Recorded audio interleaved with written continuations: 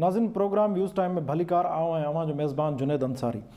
नाज़रीन prime minister Pakistan अॼु बि हिकु अहम स्टेटमेंट ॾिनी आहे। मां अहम इन लाइ कोठियां थो छाजे करे माज़ी में बि उन्हनि जूं अहिड़ियूं अहम तरीन स्टेटमेंट्स आयूं आहिनि जेके पोइ सोशल मीडिया ते बहस जो मौज़ू बणियूं आहिनि। प्राइम मिनिस्टर साहब जो चवणु आहे त सिंध असांजो सूबो कोन्हे, उहो पीपल्स पार्टी जो सूबो हो। जंहिं रिलेवेंस में उन्हनि इहो चयो, उन्हनि जो ख़्यालु आहे त असां एहसास प्रोग्राम जेको कोरोना दौरान सॼी मुल्क में हलियो, उन में फेडरल गवर्नमेंट 180 अरब रुपया ॾिना ऐं उहे पैसा सिंध जी आबादी खां वधीक आहे। ख़ैर इन मामले ते त असां अॼु सिर्फ़ु इहो पैनलिस्टनि खे आगाही लाइ मूं कोट कयो, पर जेको अॼु अहम तरीन सुवालु आहे उहो आहे प्राइम मिनिस्टर साहिबु इमरान ख़ान साहिब जी कल्ह की स्टेटमेंट, जेका स्टेटमेंट मां अॼु पंहिंजे समूरे पैनलिस्टनि जे ॾाढो रखां थो, लफ़्ज़ ब लफ़्ज़ जेको हुननि चयो आहे, उनखां पोइ उन ते तजियो मालूम कंदुसि। वज़ीर आज़म साहिबु कल्ह चयो त असांजे मुल्क में बदकिस्मतीअ सां हिकु वॾो अलमियो उहो थियो आहे त जमहूरियत जे अंदरि हर 5 सालनि खां पोइ चूंडूं थियनि थियूं। उन्हनि चूंडुनि जे करे ड्रिघे मुदे वारी रिथाबंदी नथी थी सघे ऐं ड्रिघी रिथाबंदीअ खां सवाइ अॻिते नथो वधी सघिजे। ऐं इन मामले में वज़ीर आज़म साहिबु चीन जो बि हवालो ॾिनो। नसीर मेमण साहिबु, मुंहिंजो सुवालु कुझु कोन्हे, स्टेटमेंट मूं तव्हांजे साम्हूं पढ़ी आहे, इन ते अव्हां जो तजियो कहिड़ो आहे? साईं, ख़ान साहब खे 200 साल खपनि। जीअं मुग़लनि इंडिया ते हुकूमत कई, ख़ान साहब खे घटि में घटि 200 साल खपनि। 100 साल खपनि शयूं सम्झण लाइ, बाक़ी 100 साल उन्हनि खे उबतो सुबतो हलाइण लाइ। त हिकिड़ी खिल जो को बयान आहे, नाले ख़ान साहब किथां जी दुनिया जूं ॻाल्हियूं कंदो आहे।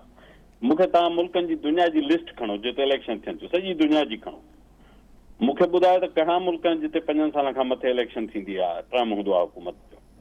मां त जेतिरा बि ॾिठा आहिनि 5 साल आहिनि, 4 साल आहिनि, कई मुल्क 4 साल आहिनि, 5 आहिनि, 4 आहिनि, 5 आहिनि। बाक़ी रही ॻाल्हि त हुनजी हसरत जेका आहे त मां वेठो हुजां ऐं वताए फ़क़ीर वांगुरु त सभु मरी वेंदा आहिनि, आख़िर में हलवो रुगो मां खावां, सो इहा साईं जी हसरत आहे। बाक़ी त हिन जे पुठियां लॉजिक कहिड़ी आहे? हा, बाक़ी ख़ान साहब इहो बि ॿुधाए त 10 साल अयूब बि वेठो, 10 साल ज़िया बि वेठो, 10 साल मुशर्रफ बि वेठो, उन्हनि जेके इनकलाब आंदा उहे आणा अथसि, त भली 10 साल वेठो हुजे। बेसिकली हिकिड़ी डिक्टेटोरियल माइंड सेट आहे, जेको डेमोक्रेटिक प्रोसेस ऐं परफॉर्मेंस में हुनजो यकीन कोन्हे। तव्हांखे कई जाइ ते नज़र ईंदो, न को फेडरलिज़म में यकीन आहे। हू जंहिं ॻाल्हि खे तव्हां लाइटर नोट ते इग्नोर करे माना पासीरो कयो, उहा बि लाइटर कोन्हे, ॾाढी अहम ॻाल्हि आहे। हू शुरू खां इहो चए थो त मां हुनजो शुरू खां रवैयो ई सिधो सवां, हू सिंध खे ॻणींदो ई कोन्हे पंहिंजो हिसो। तव्हांखे यादि आहे अमेरिका जे नए सदर जी जेको पहिरीं स्पीच, हुन में हिकिड़ो जुमिलो छा हुयो? I will be the president of all Americans. इहा हूंदी आहे पॉलिटिकल स्पिरिट। जॾहिं तव्हां वज़ीर आज़म थियो था, पब्लिक ऑफिस होल्डर आहियो, जंहिं वोट ॾिनो न ॾिनो, जंहिं रियासत में तव्हांजी सूबे में हुकूमत आहे न आहे, सभु तव्हांजा हूंदा। पर हिननि जे दिमाग़ में पहिरें ॾींहं खां इहो भरियल आहे त सिंध असांजी कान्हे, हुननि जो रवैयो बि सिंध सां अहिड़ो आहे। सो मां त हिन स्टेटमेंट्स खे पढ़ी मूंखे का बेरानी कान्हे। वज़ीर आज़म साहिब जूं अहिड़ियूं मज़ेदार स्टेटमेंट्स ईंदियूं रहंदियूं आहिनि। हू न कंहिं सियासी प्रोसेस मां गुज़रियो आहे, न का हुनजी सियासी तरबियत थी आहे, न का हुन सियासी मोमेंट्स में कॾहिं रहियो आहे। उनखे सजाए संवारे अची मथे विहारियो अथनि, हू अहिड़ियूं ॻाल्हियूं कंदो, कहिड़ो तजुर्बा आहे। जी नसीर साहिबु, तव्हांजो पंहिंजो तजियो अची वियो। डॉक्टर अयूब शेख साहिबु, मुंहिंजो सुवालु सिर्फ़ु इहो आहे, जे नसीर साहिबु त हुनजे हिकु ॿिए पासे खे डिफाइन कयो, पर छा इहो ख़ुदि जमहूरियत ते सुवालु उथारे न छॾिया आहिनि इमरान ख़ान साहिबु? छाजे करे हिन बयान में त इहो वाज़े थिए थो त हुननि खे जमहूरियत जे बुनियादी मामलनि ते यकीन न आहे। रॉय बेनेट चयो त जेको एटीट्यूड आहे न, उहा चॉइस आहे, सखी हुजणु चॉइस आहे। ऐं कंहिं माण्हूअ खे कुझु ॾिजे, उहा बि तव्हांजी चॉइस आहे, इज़त ॾियो, तव्हांजी चॉइस आहे। ऐं पोइ आख़िर में थो चए त जॾहिं बि तव्हां चॉइस जी चूंड कयो त उहा सियाणप सां कयो, तव्हांजी ॻिचीअ में न पइजी वञे। पाकिस्तान जे 73 वरियनि में अकेलो शख़्स आहे जनाब प्राइम मिनिस्टर इमरान ख़ान साहिबु, जंहिंखे सिर्फ़ु पंहिंजूं ॻाल्हियूं ॻिची पयूं आहिनि। कल्ह जेके ॻाल्हियूं कयूं ऐं अॼु उहे ॻिची पयूं अथसि, जेके अॼु ॻाल्हियूं कयूं अथई इहे सुभाणे ॻिची पवंदसि। पर मां हिन जो ॿिए नमूने हिसाब थो ठाहियां, उहो हीअ आहे त 5 सालनि जी चूंड हुनखे पसंदि न आहे। हुनजो हिकिड़ो इज़हार त नसीर मेमण साहिबु कयो त हू फील्ड मार्शल थियण थो चाहे, हू ताहयात जनरल पिनोशे वांगुरु 20 साल रहण थो चाहे। ॿियो इन जो इज़हार हीअ आहे त शायदि इहा ॻाल्हि हुनखे ॿुधाई वई आहे त 5 साल न 4 साल तव्हां रहंदव, ऐं 5 साल तव्हां नथा रही सघो ऐं असां ॿियनि जे लाइ बि 4 साल था कयूं। मूं अॻे बि चयो आहे, वरी बि इहा ॻाल्हि वरजायां थो त ही बार बार जेके ॻाल्हियूं करे थो उहे दरअसल ओपन करे नथो सघे डील जे हवाले सां, पर इहा डील हुन सां थिए पई, इन करे उहो चिड़े पियो, इन करे उहो विरचे पियो। जेतिरो ॻाल्हायो अथसि लीडरशिप जे बारे में, सुभाणे जो तारीख़दान वरी हिन खां पुछंदो त अॻे तूं सियासतदाननि ते हीअं ॻाल्हाईंदे, हाणे माण्हू तुंहिंजे लाइ छा ॻाल्हाइनि। जी ही डॉक्टर जेको साहब। अॼु जेको पोखे पियो न, सुभाणे इहो लुणंदो बिल्कुलु ईअं जीअं जेको काल पोखियो हुअईं सो अॼु लुणे पियो। इन करे हुनजी चॉइस का वाइज़ न आहे, विज़डम वारी कान्हे, वाइज़ली हुन वटि का पिक एंड चूज़ कोन्हे। हुनखे जेका बि ग़लति ॻाल्हि करणी आहे उन करण में उहो बेताज बादशाह आहे। जी डॉक्टर साहब, इज़हार सुमरो साहब, तव्हांजी कहिड़ी राय हूंदी? साईं, हे बुनियादी तौर ते ड्रामा ॾिसंदो आहे तुर्कीअ जा, ख्वाब ॾिसंदो आहे मुग़लनि जा, ऐं ताबीर चाहींदो आहे अयूब, ज़िया ऐं मुशरफ़ वारी। हाणे जेको माण्हू इन क़िस्म जी दुनिया में रहंदो हुजे उन जे लाइ 5 साल त छा 50 साल बि घटि आहिनि। पर हाणे हुनखे इहो रुगो ॿुधाइजे त ही मुल्क युगोस्लाविया न आहे जिते मार्शल टीटो सॼी ज़िंदगी हुकूमत करे। हे दुनिया तब्दील थी चुकी आहे ऐं 5 साल बि इलाही आहिनि। गुज़िरियल असेंबली में अव्हांखे यादि हूंदो त ख़ुर्शीद शाह इहा तजवीज़ ॾिनी त 5 साल घणा आहिनि, 4 सालनि में वरी इलेक्शन कराइणु खपे। त हिकिड़े पासे इहे डिस्कशन्स बि हलंदा रहिया आहिनि।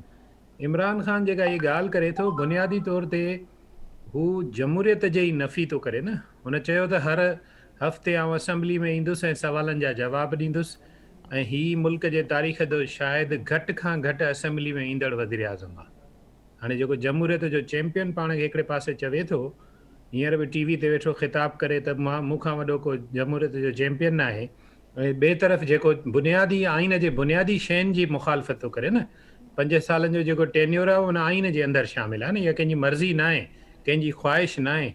ऐं 73 जो आइन हिन मुल्क जो सभ खां वधीक इतफ़ाक़ राय सां जुड़ियल आइन आहे, जंहिंमें मुल्क जे समूरनि एकाइन एग्री कयो हो। त माना ॿियनि लफ़्ज़नि में हीअ जेको मुल्क में गॾियल शऊर, इज्तिमाही शऊर ऐं कंसेंसस सां जुड़ियल शयूं आहिनि, उन्हनि खे मञण लाइ तयारु न आहे। ऐं उन ई पेराए में तव्हां ॾिसो जेको सिंध जे बारे में हिन बयानु ॾिनो आहे, असां चऊं था त अदा इहो 180 अरब रुपया असीं तोखे मोटाए था ॾियूं, तूं असांखे जेको 60% मुल्क जो रेवेन्यू सिंध ॾिए थो उहो असांखे मोटाए ॾे। ॾाढी सवली ॻाल्हि आहे। सिंध हिन मुल्क जे कुल रेवेन्यू जो 60% ॾिए थो। रिटर्न में तव्हां असांखे ख़ैरात में जे 180 अरब रुपया सेब ग़रीबनि मिसकिननि खे ॾिना त कहिड़ो अहसान थी पियो। हिते मां हाणे इन मां ज़ाहिर आहे त हिन वटि जेके इज़हार साहब, मां त सभु कुझु चवनि तव्हांखे एड कंदो हलंदुसि, तव्हां हिन ते ॻाल्हायो पिया, पर मां चवंदुमि त खुली ॻाल्हायो। छाजे करे प्राइम मिनिस्टर साहिब जो इहो चवणु त जमहूरियत जे अंदरि हर 5 सालनि खां पोइ चूंडूं थियनि थियूं, इहो बेसिकली जमहूरियत ते उन्हनि सुवाल न उथारियो आहे, निज़ाम ते। न, हू चवे थो न त 5 साल घटि माना थोरा आहिनि सफ़ा। हाणे इहो माण्हू साॻियो आहे जेको हिन जे कोल ऐं फेल जो मसइलो आहे। दा ॾिसो न, ही माण्हू हो जंहिं चयो त 90 ॾींहंनि में असीं हीअं करे छॾींदासीं, वेबसाइटूं ठाहियूं त बाबा मीटर ठाहे छॾियूं, हुन में त असां हिन ते इम्प्लीमेंट कयो आहे, हिन ते शुरू कयो आहे, हिन ते करे वरितो आहे, वाड़े वाह थी वई आहे, 90 ॾींहंनि में सभु कमु थी वेंदो। उहो माण्हू हाणे चवे थो, छो थो चवे, उहो असल में हिन जो इमरान ख़ान जी अपोज़िशन आहे, इमरान ख़ान जूं पोयूं तक़रीरूं नतीजे में। ऐं मूं जेको अॻे भेरे बि चयो, वरी दोहरायां थो, जेके डज़ हुन आया हुआ, हे कूड़ हिकिड़ा थींदा आहिनि, डज़ चढ़ियल हूंदा आहिनि। तव्हांखे यादि आहे त हिन चयो त सुभाणे परीहं समुंड मां तेल थो निकिरे ऐं पोइ त पाण दुबई थी वेंदासीं, क़तर ऐं सऊदी अरब थी वेंदासीं। यादि आहे न तव्हांखे? त हीअ डज़ हुकूमत में मिलंदो रहियो आहे, पर हुकूमत में पहिरीं वॾा आया अथसि, उहे मकाफ़ात अमल हिन गिचे में पिया पवनि। हाणे हिनखे हिकिड़ी ॻाल्हि थी सम्झ में अचे, आउं तव्हांखे हिकिड़ो मिसाल ते ॾेई पंहिंजी ॻाल्हि ख़तमु करियां थो। हिकिड़े माण्हूअ खे मीटिंग जी सदारत कराई वई ऐं उनजी हालति पाण वारे उस्मान बोज़दार जहिड़ी हुई। हाणे उन मीटिंग में जेको पहिरियों जुमिलो चइबो आहे, जेको सदारत कंदो आहे मीटिंग जी, उहो चवंदो आहे त मीटिंग ओपन, माना हाणे डिस्कशन ओपन कयो। हुन हमरा पहिरियों जुमिलो वात मां कढियो त मीटिंग क्लोज्ड, छो त हुनखे इहा ख़बर हुई त इहा सॼी मीटिंग थियण खां पोइ आख़िर में मूंखे तकरीर करणी पवंदी जेका मूंखे अचे नथी। इमरान ख़ान खे ख़बर आहे त 5 सालनि जो हिसाबु ॾियणो पवंदो, ऐं हीअ 5 सालनि मां 2.5 साल गुज़ारे चुको आहे। असल गेम इहा आहे, जेको माण्हू तयारु न हुयो उनजो बि एडमिट करे चुको आहे। मसइलो मुंहिंजी नज़र में, ऐं हिते थोरो हिकिड़ो अहम पहलू ॿियो छॾींदो थो हलां, जी हाणे त वॾो मसइलो त उन्हनि जे लाइ न जिन हिनखे आंदो आहे, जी ज़ार उहे छा साहब। था सोचीनि। अहम सवाल इहो थो बणिजे हाणे। हिनजी ॻाल्हि ते डॉक्टर साहिबु चयो न, हिनजी ॻाल्हि जी का अहमियत न आहे, पर जिन एॾो ब्लेंडर कयो आहे हिन मुल्क जे लाइ, जी ज़ार मईशत साहब। तबाह आहे, माण्हू बेरोज़गारी वरी सुभाणे या 1 तारीख़ वरी पियो पेट्रोल वधाए। अवां ॾिसो त हिन मुल्क जी मईशत जो जेको ही हशर करणु वञी रहियो आहे, उन खां पोइ बचंदो छा बाक़ी माण्हुनि लाइ? जी ग़रीब ज़ार माण्हुनि लाइ त साहब। कुझु न बचंदो। जी ज़ार जी साहब, तव्हांजो मौक़िफ़ अची वियो त ब्रेक जो इशारो ॿुधे नाज़िन वठूं था हिकु नंढिड़ो ब्रेक खां पोइ ॿीहर प्रोग्राम में हाज़िर थियूं था। नाज़िन, प्रोग्राम हिकु भेरो ॿीहर भलीकार। ब्रेक खां पहिरियां जेको सवाल हो वज़ीर आज़म जे कालो के स्टेटमेंट ते हो, जंहिंमें हुननि इनडायरेक्टली जमहूरियत खे बदकिस्मती ऐं करार ॾिनो ऐं चयो त 5 साल इक़्तिदार लाइ पूरा न आहिनि, छाजे करे हुन में डिघी प्लानिंग नथी थी सघे। इन ई मौज़ू ते ॻाल्हाइण लाइ हिन वक़्तु असां हलूं था शबीर शर साहब ॾे। शबीर शर साहब, तव्हां वज़ीर आज़म साहब जे कलो की स्टेटमेंट, ख़ासि तौर ते जमहूरियत जे तनाज़ुर में ॾिनल स्टेटमेंट खे किथां ॾिसो? मसइलो इहो आहे त हिन वज़ीर आज़म खे असुल इहो जेको आहे शिरक PTM वारो, त भई हिनखे हींअर हटायो, हींअर ब्लॉक कयो, हीअं कयूं, हिननि खे चई छॾियो हो। मां जेको आहे सो इरादो हींअर त छा, ईंदड़ 10 साल बि मूंखे खपनि था पिया, तंहिंजे करे मूंसां घणी तकड़ न कयो। घणी तकड़ कंदव त मां बादशाह बणिजी वेही रहंदुसि। कुझु त तमामु सुठो हुन ते ॻाल्हायो आहे ऐं तमामु डिटेल्स सां इज़हार सुमरे साहब त तमामु सुठा जेके आहिनि में मिसाल ॾिना। बेसिकली जेका आहे सा वाई दोस्तनि जे चयो, इज़हार सुमरो साहब चयो ऐं नसीर मेमण साहब चयो त असल में हे सियासी तरबियत जे बहिराण जो शिकार आहे। सियासी तरबियत आहे ई कान का, हिनखे सम्झ में ई कोन थो अचे त उहो ॻाल्हाए छा। हुनखे बसि खणी वठी आया, इक़्तिदार अची ॾिनो, हे मुल्क खे बि क्रिकेट जी फील्ड सम्झी वेठो आहे, जिथे हुन 40 साल क्रिकेट खेॾियो। क्रिकेट वांगुरु बाक़ाइदे फ्री हैंड थो घुरे पियो, त उन वांगुरु मूंखे फ्री हैंड ॾियो, हीअ क्रिकेट जी फील्ड मूंखे ठाहे ॾियो, रुॻो मां बैटिंग बीठो कयां, न बॉलिंग कयां न को ॿियो कुझु कयां, रुॻो बैटिंग कयां। जी शबीर शइ इहा आहे। सो हिन मुल्क जी उहे बि इहा बदकिस्मती रही आहे, जेके बि हुकुमरान हिते आया आहिनि। 10 साल परवेज़ मुशर्रफ आयो, 10 साल रहियो, ज़िया हक रहियो, 12 साल रहियो, अयूब खान आयो, 13 साल रहियो। हिन मुल्क खे उहे ॾिसनि था पिया भई जॾहिं हिते जा जेके 10-12 साल रहनि था त असां बि रही सघूं था पिया। उनजे करे हुननि जे ज़हन में दीनी हैसियत जेका आहे उहा बाक़ाइदे उहा उन्हनि वारी थी वई आहे, ॿियो कुझु बि कोन्हे को। जी शबीर शर साहब। अमर सिंधु साहिबा, तव्हांजी कहिड़ी राय आहे? खान साहब जो जेको ताज़ो बयानु आहे, उहो बयानु त बिल्कुलु ईअं लॻे थो त जीअं बैरिक मां केरु उथी अची जेका असां मुल्क जो इक़्तिदार संभाले ऐं उन डिक्टेटर खे पोइ विसरी वञे त हू को मुल्क जे अंदरि को डेमोक्रेटिक को आइन का शइ जेका असां एग्ज़िस्ट करे थी। पाकिस्तान अहिड़े क़िस्म जे डिक्टेटर्स खे मुंहुं ॾेई चुको आहे, उन लाइ का वॾी ॻाल्हि कान्हे त जेकॾहिं अयूब खान बि 10 साल गुज़ारिया, मुशर्रफ लॻभॻि ओतिरा, ज़ियाउल 11 साल हिते गुज़ारे वियो। पाकिस्तान जी जेतिरी हालत उन्हनि ख़राबु कई, उनजी अकाउंटेबिलिटी जो त अञा ताईं को हिसाब किताब कोन्हे। पर माना बदकिस्मती इन जे चूंडींदड़नि जी, इन जे डिज़ाइनर जी ऐं इन जे टेलर जी आहे, जिन हिनखे इन कुर्सीअ ते विहारियो आहे। इहा ॻाल्हि ज़रूरु कंदी हलां त जेकॾहिं ख़ान साहब खे इन क़िस्म जी जेका असां डेमोक्रेसी, इन क़िस्म जी जेका असां का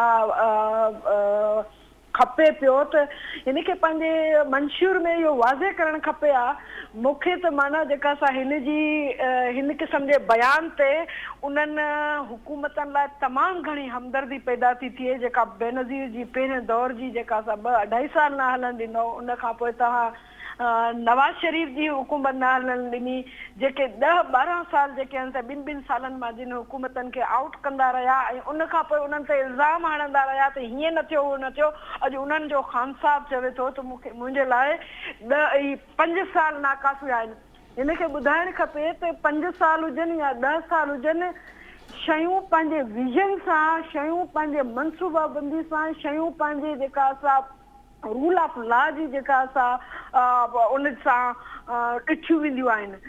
ख़ान साहब रुॻो असांखे एतिरो ॿुधाए त तो जेको 90 ॾींहंनि जो वादो कयो, तो 100 ॾींहंनि जो वादो कयो, तो उन खां पोइ जेको वादो कयो तूं हिकु ई जेका असां सिर्फ़ु हिकु नैरेटिव जे करे तोखे जेका असां हिते शेरवानी पाराए माण्हुनि खां ताड़ियूं वॼरायूं वयूं, उहो नैरेटिव हुयो करप्शन जे ख़िलाफ़। करप्शन जेका उन लाइ इंटरनेशनल जेका ट्रांसपेरेंसी वारनि मोह ते दांगी घुमाए छॾी आहे ख़ान साहब जी, जेको करप्शन लाइ आयो हुयो।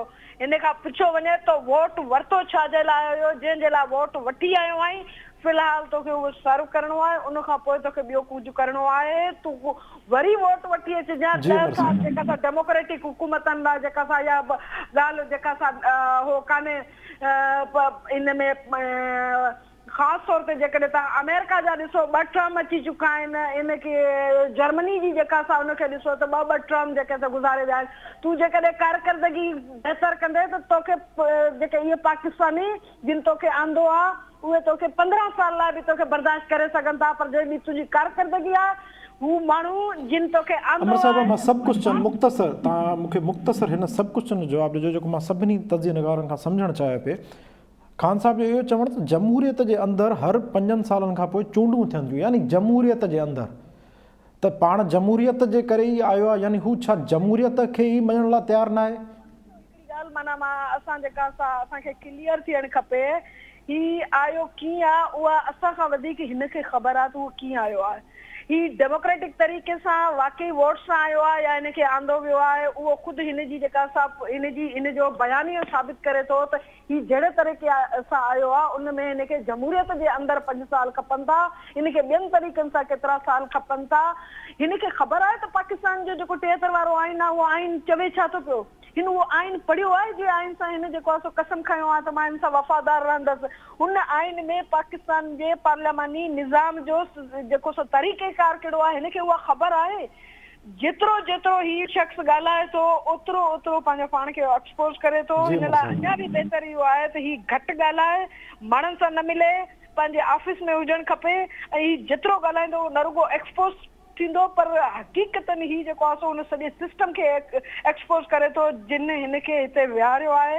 ऐं उन खां पोइ उन्हनि सभिनी खे एक्सपोज करण खां पोइ हक़ीक़तनि इहो जेके गुज़िरियल हुकूमतूं जंहिंखे तव्हां सोकाल डेमोक्रेटिक हुकूमतूं चवंदियूं उन लीडरशिप उन्हनि हुकूमतनि लाइ ॾाढी इज़त वधी वञे थी। त उन्हनि इन्हनि सूरत हाल में उन्हनि वरी बि कीअं सर्व कयो आहे, वरी बि मुल्क जी मईशत खे, मुल्क जे सियासी निज़ाम खे कहिड़े तरीक़े सां बचाए हलियो आहे। जेको ही माण्हू वेठो आहे उहो लॻे थो हिकिड़ो बिल्डोज़र खणी आयो आहे जेको पाकिस्तान जी 70 साल डेमोक्रेटिक हिस्ट्री, पाकिस्तान जी पार्लियामेंट ऐं माण्हुनि जे आवाम जे वोट जे मथां जेको घुमाइण चाहे थो। जंहिंजे ख्याल में इन रोलर घुमाइण जी इजाज़त पाकिस्तान जो आवाम हिनखे नथो ॾेई। जी अमर साहब, इनाम भट्टी साहब, फाइनल कंक्लूजन तव्हां के पिया ॾिसो जमहूरियत जे अंदरि हर 5 सालनि खां पोइ चूंडूं थियनि थियूं जंहिंजे करे ड्रिगी रिथाबंदी नथी थी सघे। बुनियादी तौर ते इन मां साबित इहो थो थिए त ही शख़्स जमहूरियत जो क़ाइल ई कोन्हे, न ई जमहूरियत जे प्रोसेस खां वाक़ुफ़ आहे, न ई जमहूरी तौर तरीक़े सां मुल्कनि जी हुकुमरानी हलाइण ऐं उनखे कंहिं बहितर तज ते वठी वञण जी का हुन वटि सलाहियत आहे। पावर हंगर जेको थींदो आहे उहो माण्हूअ जे इन्हनि शयुनि मां पधिरो थींदो आहे। जेकॾहिं ही कंहिं इदारे जो मुलाज़िम हुजे हा ऐं उन इदारे में जेकॾहिं ही इन क़िस्म जी ख़्वाहिश ॾेखारे हा त उनजी ACR में एम्बिशियस हुजण जी रेड लाइन लॻाए करे ख़तरनाक माण्हू करार ॾिनो वञे हा। ऐं स्पेशली जेके असांजा अस्करी इदारा आहिनि उन्हनि में इन शइ खे तमामु घणो नेगेटिव सम्झो वेंदो आहे। त इन हिसाब सां जेकॾहिं कोई माण्हू मुल्क जी वाद संभाले, उनजी कुर्सी ते वेहे, इन क़िस्म जो इंटेंशन ॾेखारे त उन्हनि सभिनी इदारनि खे यकदमि उन ते सोचणु खपे त हिन माण्हूअ जा इरादा छा आहिनि। छा ही मुल्क जे अंदरि हिकिड़ी अहिड़े क़िस्म जो निज़ाम लागू करे हमेशह जे लाइ उनजो बादशाह बणिजी वेहणु चाहे थो जेको जमहूरी प्रोसेस खे, प्रोसीजर खे तबाह करे लताड़े उनजे मथां पंहिंजी हिकिड़ी का ख़ानदानी रैयत क़ाइमु करणु चाहे थो या का खिलाफ़त क़ाइमु करणु चाहे थो। इन क़िस्म जी सोच जेकॾहिं कोई फ़र्द ॾेखारे त आउं त सम्झां थो मुल्क जे उन्हनि सभिनी इदारनि खे अलर्ट थियणु खपे। उन खां पोइ मुल्क जे अवाम खे अलर्ट थियणु खपे त जेकॾहिं को बि अहिड़ो फ़र्द इन क़िस्म जी ख़्वाहिश ॾेखारे त उहो मुल्क जे लाइ इंतिहाई ख़तरनाक थी सघे थो। भले पोइ चाहे उहो जमहूरियत जे ज़रिए अचे, जमहूरियत जे तौर तरीक़नि में बि जेकॾहिं हू इन क़िस्म जी का रदो बदल आणणु चाहे थो जंहिंमें हू चाहे थो त हुनजी या हुनजी पार्टी जी या हुनजे ख़ानदान जी हमेशह जे लाइ हुन ते हुकुमरानी रहे त इहे कंहिं बि मुल्क जे लाइ मनफ़ी असरात हूंदा आहिनि ऐं इन सां मुल्क न रुगो तबाह थींदा आहिनि पर उन्हनि मुल्कनि जे ज़वाल जी शुरूआत थी चुकी हूंदी आहे। माज़ी में जेकॾहिं दुनिया जे अहिड़नि हिस्ट्रियुनि खे ॾिसंदव त उन में तव्हांखे सभु डिक्टेटर उहे नज़र ईंदा जिन जे सबब जे करे उन्हनि मुल्कनि जो सॼो शीराज़ो टुटी वियो, उहे सभु टुटी पुर्ज़ा पुर्ज़ा थी विया। ऐं हींअर आउं सम्झां थो त जेकॾहिं इमरान ख़ान पाण पंहिंजी इहा सोच अथसि या हिन सोच जे पुठियां कंहिं ॿिए जो अमल दख़ल आहे जंहिंजी का उनजी ख़्वाहिश आहे जेका ज़ुबान हिन जी इस्तेमालु करे या ॾेखारणु या ॿुधाइणु चाहे थो अवाम खे त हीउ मुल्क बहितर तॾहिं थी सघंदो न हुजे ऐं हुन में ॾिनो वञे त उन ते वरी अवाम खे नज़र रखणु खपे, तमामु घणो विजिलेंट थियणु खपे त किथे के अहिड़ियूं धुरियूं त कोन्हनि जेके चाहिनि थियूं त हिन खे ई फेल्यूअर करार ॾेई, जमहूरियत खे फेल्यूअर करार ॾेई ऐं हिन मुल्क जे मथां हमेशह जे लाइ वरी पंहिंजी हुकुमरानी क़ाइमु करे वठिजे। तंहिंजे करे आउं सम्झां थो रुॻो इमरान ख़ान न कंहिं बि फ़र्द जी इहा जेकॾहिं सोच कंहिं मुल्क जे लाइ हुजे त उहा इंतिहाई ख़तरनाक आहे, कंहिं बि डिक्टेटर खां वधीक ख़तरनाक आहे। ऐं अॼु जे हिन 21वीं सदी जे दौर में जिते दुनिया अञा तरक़ी करे जमहूरियत जे बहितर तौर तरीक़नि ते बहस करणु शुरू करे थी त हिंदुस्तान जे अंदरि जेकॾहिं मोदी आहे उनखे कीअं अहिड़े फ़र्द खे रोके सघिजे जो अञा बहितर जमहूरियत थी सघे, पाकिस्तान जे अंदरि कीअं उहा बहितर जमहूरियत थी सघे जेका हक़ीक़ी फेडरेशन जो वरी लुक ॾिए जंहिंमें सूबा पंहिंजी क़ौमी वहदतुनि जे वजूद जे कंहिं बि तशख़ुस खां उन ख़ाइफ़ न हुजनि त उनजो तशख़ुस ख़तमु कयो वेंदो। इन शयुनि जे बजाए जेकॾहिं इन क़िस्म जी सोच ही ॾींदो त उहा आउं सम्झां थो मुल्क जे मुस्तक़बिल जे लाइ तमामु घणी ख़तरनाक आहे। जी नाम भट्टी साहब, तव्हांजो तज़ियो अची वियो। हाणे हलूं था हिकु ॿिए अहम मौज़ू ॾे। ॿियो अहम मौज़ू आहे मुल्क में हिकु ई निसाब लागू करण वारी पॉलिसी। फेडरल गवर्नमेंट काफ़ी अरसे खां कोशिशि करे पई ऐं गुज़िरियल कुझु महीना अॻु सिंध गवर्नमेंट बि लिखत में ॾेई आई, मीटिंगूं ब अटेंड करे आया। हाणे उन ते काफ़ी एतिराज़ आहिनि। अॻु बि असां पंहिंजे हिन प्रोग्राम में डिस्कस करे चुका आहियूं त आख़िर वफ़ाक़ी हुकूमत छो मुल्क में हिकु ई निसाब लागू करणु चाहे थी, उन ते एतिराज़ कहिड़ा आहिनि ऐं उन्हनि एतिराज़नि जे पुठियां बुनियाद कहिड़ा आहिनि। इन मौज़ू ते ॻाल्हाईंदासीं। सभ खां पहिरियां हलूं त नसीर मेमन साहब ॾे। नसीर मेमन साहब, वज़ीर आज़म इमरान ख़ान अॼु पंहिंजे तक़रीर में इहा बि ॻाल्हि कई त अप्रैल महीने खां मुल्क में हिकु ई निसाब लागू कयो वेंदो। शफ़क़त महमूद साहब वफ़ाक़ी वज़ीर तालीम काफ़ी अरसे खां इन ते प्रैक्टिकली कोशिशूं करे पियो। तव्हांजे नज़र में हिकु ई निसाब लागू थियण त जेके एतिराज़ आहिनि उहे केतिरा जाइज़ आहिनि ऐं उन जो ख़ासि तौर ते सिंध जे तनाज़ुर में मां पुछणु चाहियां थो केतिरो फ़ाइदेमंद आहे ऐं कहिड़ा कहिड़ा नुक़सान आहिनि? ॿुधायां, शुरू खां वठी हिकु निसाब, हिकु ज़बान ऐं इहो हिकु नारो, इहे जेके मंत्रा हुया उन्हनि जो ख़्यालु हो हुकुमराननि जो 70 सालनि खां त हिननि कॉस्मेटिक तरीक़नि सां हिकिड़ी क़ौम ठही वेंदी। हिननि खे अॼु ताईं इहो सम्झ में न आयो आहे त फेडरेशन्स इंसाफ़ जे बुनियाद ते हलंदियूं, बराबरीअ जे बुनियाद ते हलंदियूं, माण्हुनि जे हक़नि जे एतिराम जे बुनियाद ते हलंदियूं। तव्हां निसाब हिकु करायो, तव्हां क़ौमी ॿोली हिकु करायो, तव्हां सभु कुझु हिकु कराए छॾियो, पर जेकर माण्हुनि सां इंसाफ़ भरियो वर्ताव न आहे त इन सां तव्हां जेतिरा बि कूड़ तारीख़ में पढ़ाईंदा रहो, माण्हू उनखे हिकु न हिकु ॾींहुं एक्सपोज़ करे था छॾनि। हीअ खुलियल दुनिया आहे, टेक्नोलॉजी जो दौरु आहे, कम्युनिकेशन जा मीन्स वधी विया आहिनि। केतिरो वक़्तु माण्हुनि खे तव्हां कहाणियूं ॿुधाए बेवकूफ़ बनाईंदा। सो उनजे पुठियां फ़िलासफ़ी त इहा आहे।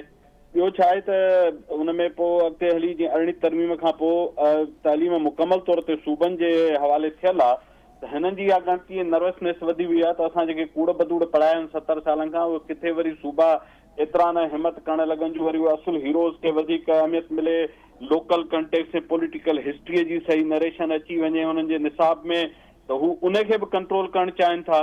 हाणे ही निसाब जा डिटेल्स साम्हूं अचनि, हींअर ताईं मूं ॿुधो आहे त हिकिड़ो फ्रेमवर्क टाइप आहे, उन में स्पेसिफिक जिते बि पहिरीं ॻाल्हि त मां गुज़ारिश कयां हिकिड़ी ॻाल्हि त रिकॉर्ड ते हुजे त हीअ आहे अनकॉन्स्टिट्यूशनल।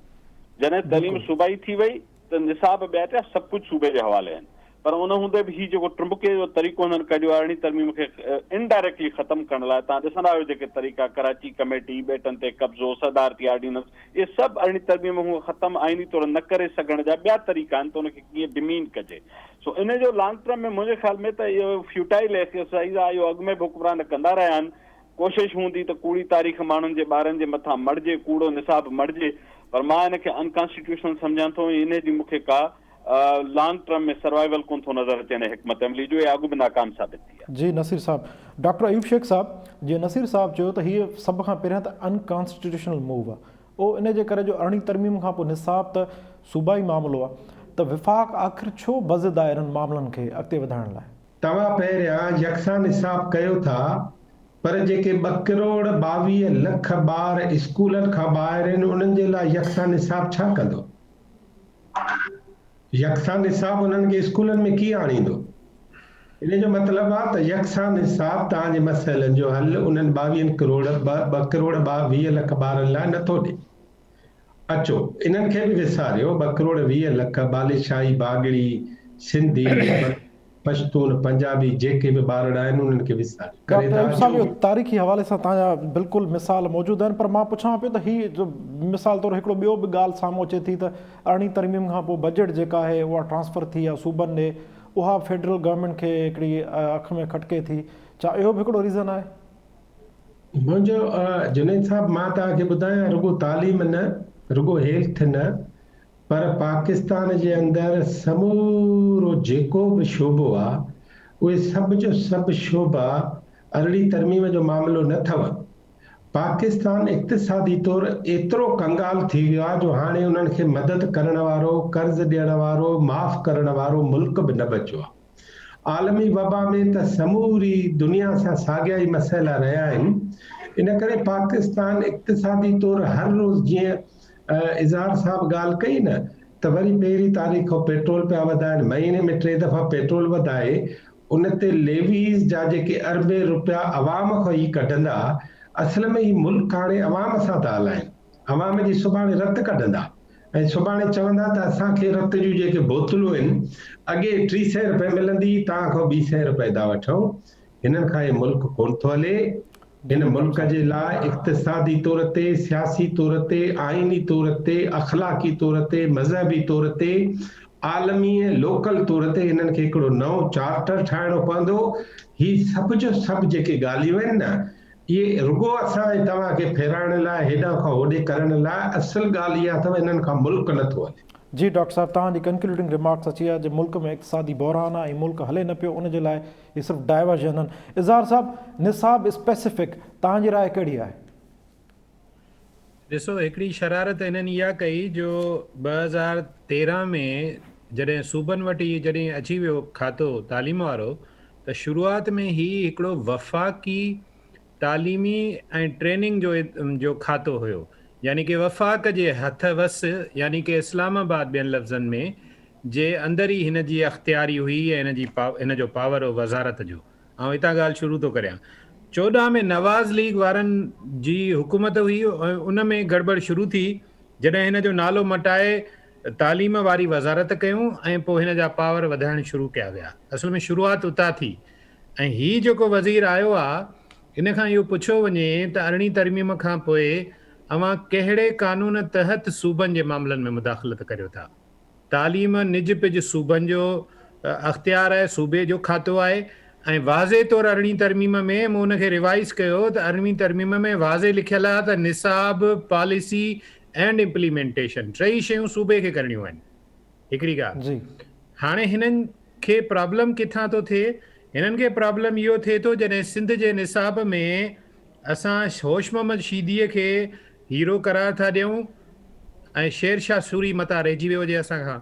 हिननि खे तकलीफ़ उन वक़्तु थिए थी जॾहिं असां बेनज़ीर भुट्टो शहीद खे सिंध जो हीरो करार था ॾियूं पंहिंजे निसाब में, ऐं मथां असांखां रज़िया सुल्ताना रहिजी वई हुजे। प्रॉब्लम इहो आहे हिननि खे। ऐं ॿियो, असां सिंधीअ में निसाब पढ़ायूं था ऐं हिते हिननि चयो आहे त 5 दर्जे ताईं ॿार उर्दू में पढ़ंदा सॼे मुल्क में। हिकिड़ी ॻाल्हि इहा। ऐं ॿी ॻाल्हि इहा आहे त आउं सम्झां थो त हीअ जेका सॼी एक्सरसाइज़ कनि था, वॾी आसानीअ सां हिन खे कोर्ट में बि चैलेंज करे सघिजे थो, छाकाणि त इहा आइन जी नफ़ी पिया कनि। 18 तरमीम छा का आइन खां ॿाहिरि शइ आहे? आइन जो हिसो आहे। ऐं जॾहिं का शइ आइन जे अंदरि मौजूदु हुजे त का बि हुकूमत उनजी जेका आहे न उन में रिंडक नथी विझी सघे या तब्दीली नथी आणे सघे। त हिकिड़ी ॻाल्हि इहा आहे। ऐं बुनियादी इंटेंशन बिल्कुलु इहो आहे त इहो जेको सूबनि जो बजट आहे उहो बि हिननि खे मिले ऐं पॉलिसीज़ बि हिननि जूं हुजनि। कंक्लूडिंग में आउं इहो चवंदुसि त ही मरकज़ी वफ़ाक़ियत में बिलीव कनि था पहिरें ॾींहं खां वठी 70 सालनि में, ऐं ही उनजो वर्जाव करणु चाहिनि था, रिपीट करणु चाहिनि था, उन्हनि शयुनि खे ॿीहर इम्प्लीमेंट करणु चाहिनि था। जेका ख़्वाहिश मुशर्रफ जी बि हुई, जेका ख़्वाहिश ज़िया जी बि हुई ऐं अयूब जी बि हुई। मूं पहिरीं बि ॻाल्हि कई त ही उन्हनि जी कंटिन्यूटी आहे हीअ हुकूमत जेका आहे।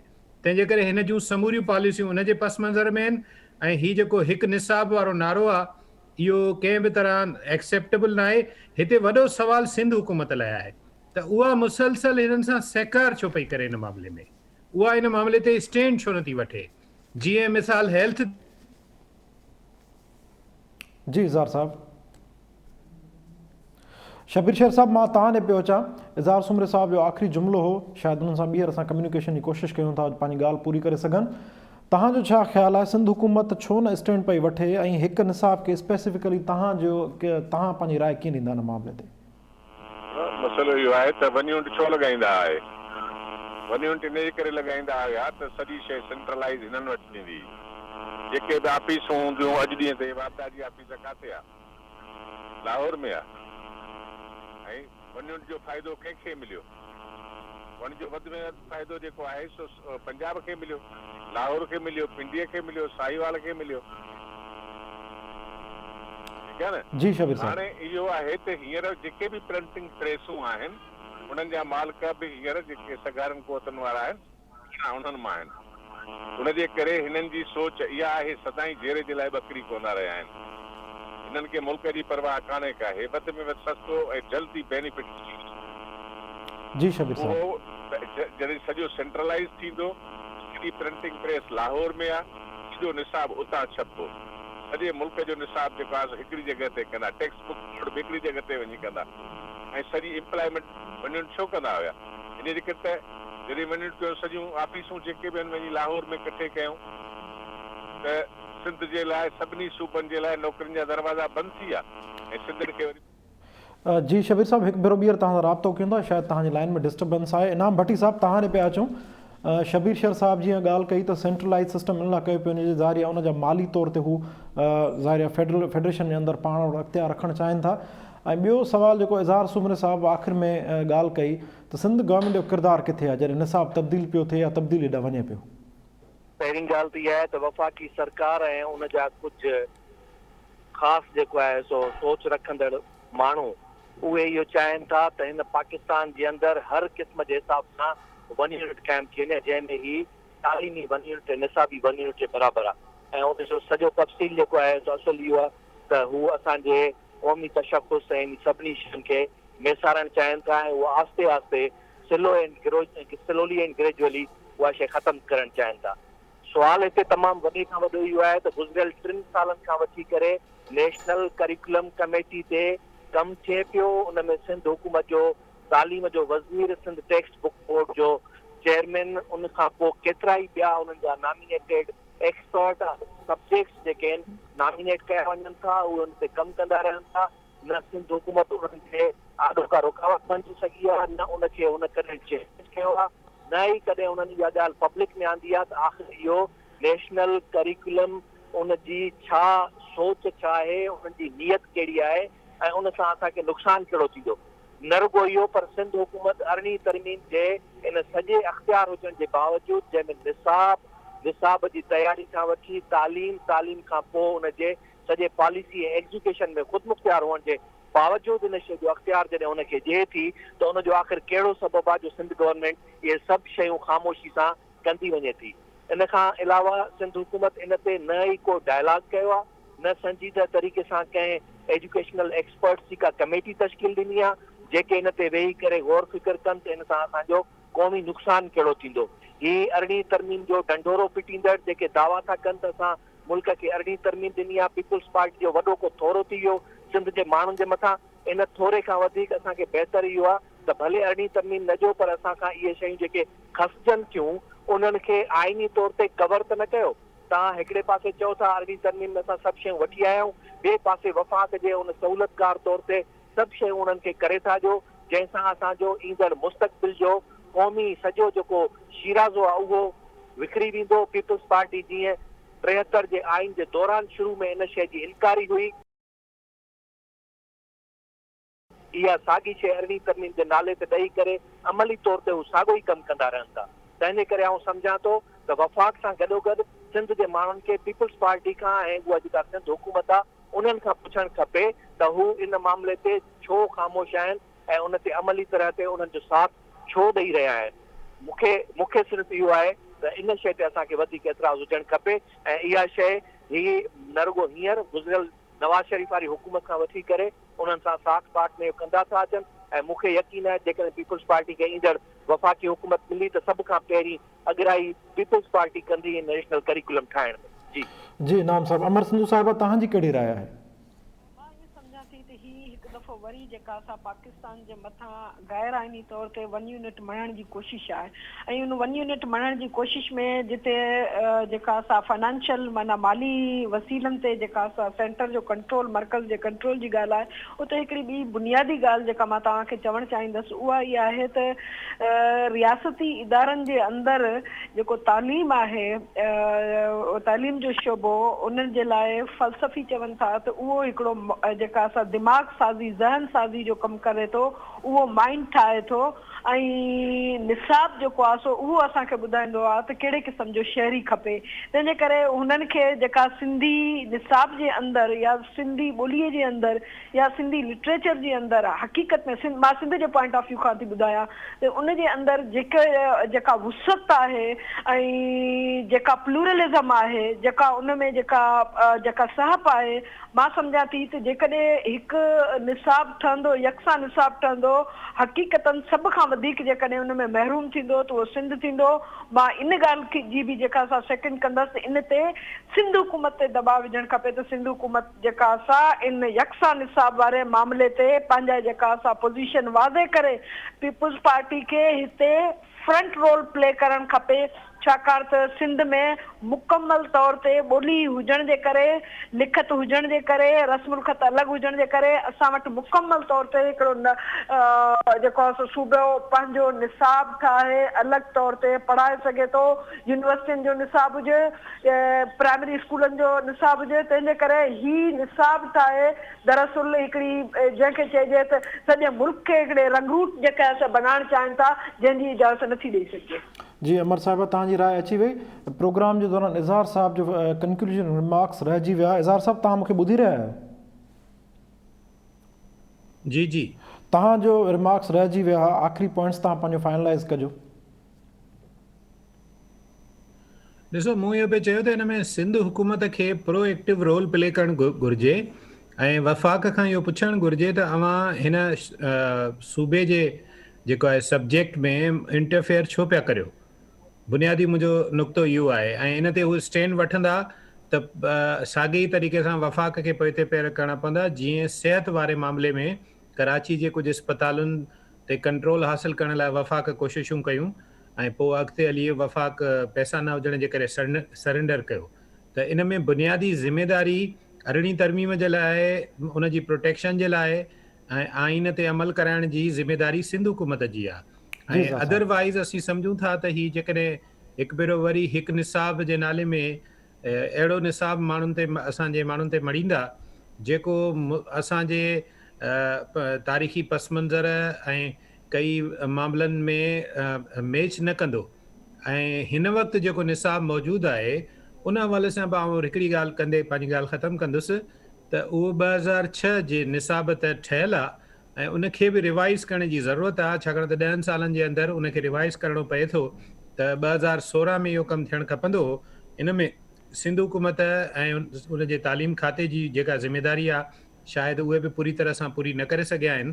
तंहिंजे करे उन्हनि खे बि पाण चवंदासीं त उहे पंहिंजी ज़िमेदारी पूरी कनि ऐं वफ़ाक़ सां ॻाल्हाइनि त हू हिन मामले में जेको कुझु करे रहिया आहिनि उनजो ग्राउंड कहिड़ो आहे कानूनी आइनी तौर ते। हिते हिकिड़ो ॿियो मसइलो इहो आहे त KPK में ऐं पंजाब में ऐं बलूचिस्तान में छाकाणि त PTI जी हुकूमत आहे, तंहिंजे करे उन्हनि खे शायदि हिन ॻाल्हि ते एतिराज़ न आहे, पर सिंध हुकूमत हिन में अहम ऐं बुनियादी रोल प्ले करे सघे थी ऐं हिन जी वाज़े मुखालफ़त करे सघे थी। जी इज़हार साहब, तव्हांजी वॾी महिरबानी। सभिनी पैनलिस्टनि जी वॾी महिरबानी जंहिं पंहिंजी क़ीमती राय खां असांखे आगाह कयो। नाज़रीन, हिते प्रोग्राम जो टाइम पंहिंजी पुॼाणी ते पियो पहुचे। पंहिंजे मेज़बान जुनैद अंसारी खे ॾींदा इजाज़त। सदाईं गॾु।